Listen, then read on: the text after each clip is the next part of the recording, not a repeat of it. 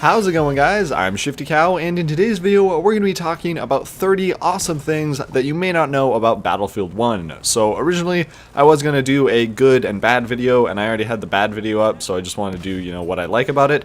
But instead, there's already so many good things about it that would take like half an hour, and I just wanted to talk about some cool new things that I thought were pretty interesting that you may not know. So if you do enjoy the video, be sure to like and subscribe. But anyways, let's hop right into it. Starting things off with just some amazing attention to detail, did you know that if you land a headshot on an enemy player, especially with something like a sniper rifle, it's going to throw their helmet off of their character, and it's just a really awesome animation. And speaking of animations, when it's raining out, because there is a dynamic weather system, there's actual raindrops that will form in an animation. It's not like a static camo or anything, that form on your weapon and then evaporate. So along with that, it also makes different noises depending on what type of surface you're running on. So whether it's a wood floor, you're running in a puddle, you're running over artillery shells, it actually makes a different sound. Listen.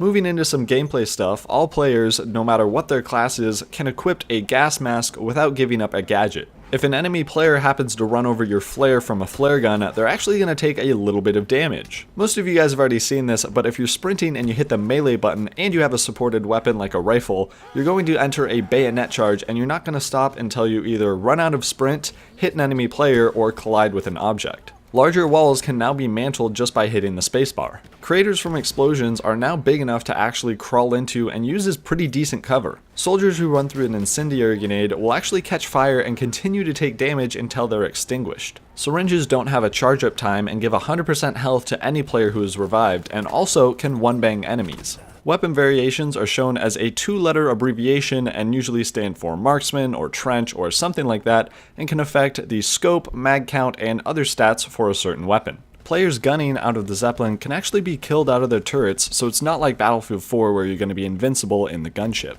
Callouts are now sorted into 3 different categories: requests, social, and request order for quicker and easier access. Pistols are now a lot more balanced out, as they have the potential to 3-shot at close range, but they do have a lot more recoil and spread over a distance, so no more pistol sniping really. Moving on to some menu changes, it appears that we may have the potential for a Battlefield hub, where you can boot up one program and it's going to have Battlefield 1, Battlefield Hardline, and Battlefield 4 servers all at one easy place to use. Along with that, there's also been improvements to inviting people to a squad before you join a server. If you choose to quick match for a round, you also have the option to browse while you're waiting, so you could find a better server potentially, or you can just wait for the quick match to complete. Looking at the loadout screen, it appears that there actually might be some special abilities for certain melee gadgets, depending on which one you choose. We don't know what these icons mean, and we'll really just have to wait for the full release of the game. Good news for sniper players: if you manage to land a long-range headshot, you are going to see the return of the marksman bonus. So for example,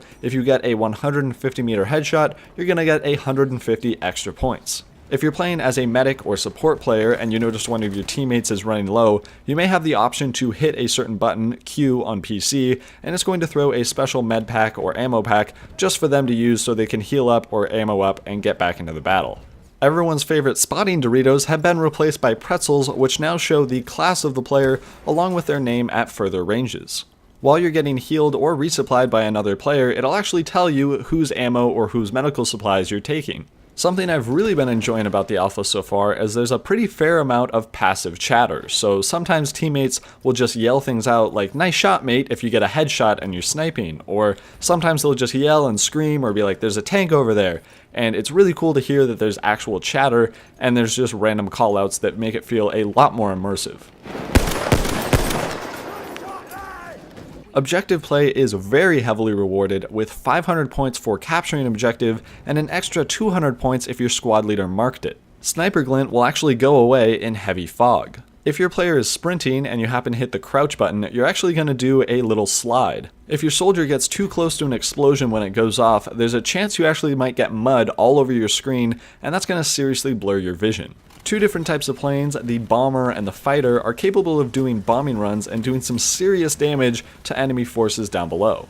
If you're trying to take down the Zeppelin but you don't know how much health it has, you can actually look up by the scoreboard, and it's going to have a circular health bar that'll tell you how much more you have to shoot at it. And finally, there is no cooldown between games, and it pretty much starts loading up and booting the next round as soon as the first round ends. So there's pretty much no waiting time between rounds. You have enough time to check your KD, look at a little bit of the scoreboard, and the round already starts up pretty much instantaneously. So that's pretty much it for this video, guys. If you did enjoy it, be sure to hit that like button down below. Also, if you have any cool things that you've been enjoying about the alpha, be sure to tell me down in the comments below. But that's pretty much it for this video. So until tomorrow, guys, stay buttery.